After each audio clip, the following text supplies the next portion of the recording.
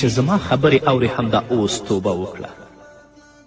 ځان د جهنم مستحق مه ګرځوه، ځان د الله رب العزت د غضب او د لعنت مستحق مه ګرځوه. ښایسته جامې واغونده، ستا عزت په دې کې دی، ستا ښایست په دې کې دی چې څومره ته محجب یې تر څو د الله جنت ته بوځي. نو که جامه دې د الله او د الله د رسول د وینا مطابق وه ته به جنتي میرمنې، او که خدای مه کړه داسې نه وه نو محمد رسول الله د نن نه 1400 کاله مخکې ګواهي ورکړې چې ته جهنمي یې. همدارنګه د ابو داود حدیث دی.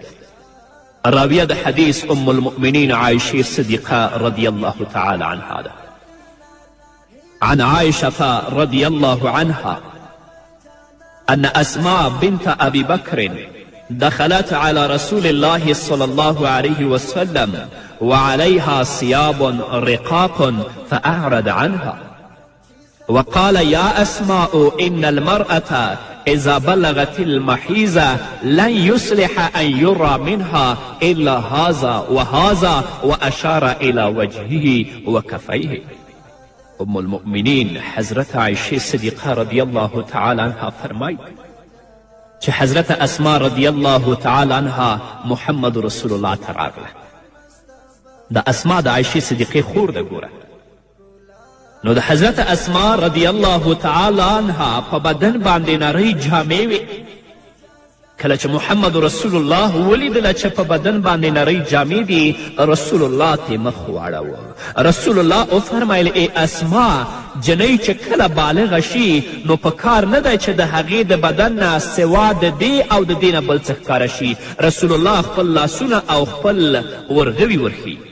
ما وزی لکوره کور ودانو د کور شمیاست، ما وزی لکوره کور ودانو د کور شمیاست، ما باسی د باندې خپل زینت خپله ښکلا خویندو، ما منی د غر د انجوګانو یونه ما خویندو، ما باسی د باندې خپل زینت خپله ښکلا خویندو، ما منی د غر د انجوګانو یونه ما خویندو، ښې ایسئ په ستر په حجاب هم په حیا خویندو، ما منی د غر د انجوګانو یونه ما خویندو، ما منی د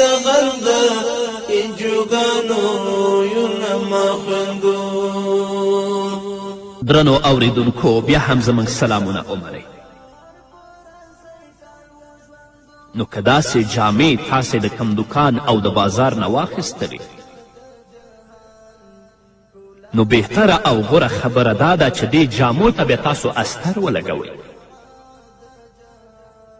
د ابو داود حدیث دی. راوی د حدیث حضرت دحیه بن خلیفه رضی الله تعالی عنه دی.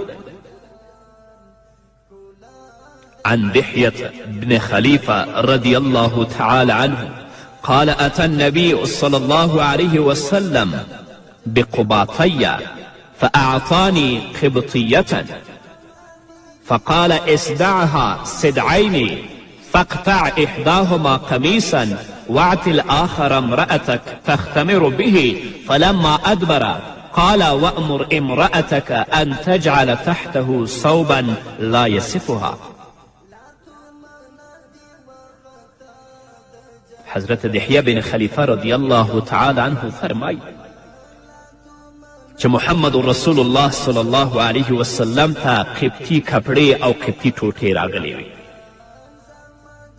نو نبی کریم صلی الله علیه وسلم ما ته د هغې نه یوه قبطي جوړه راکړه او رسول الله راته وفرمیل دا 2 ځایه کړه، یو نه کمیس جوړ کړه او بله ټوټه یې خپل کور والا ته ورکړه چې ځان لپاره ترې لوپټه جوړه کړي.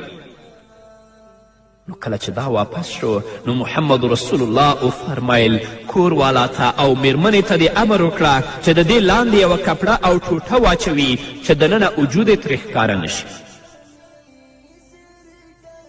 خویندو او میندو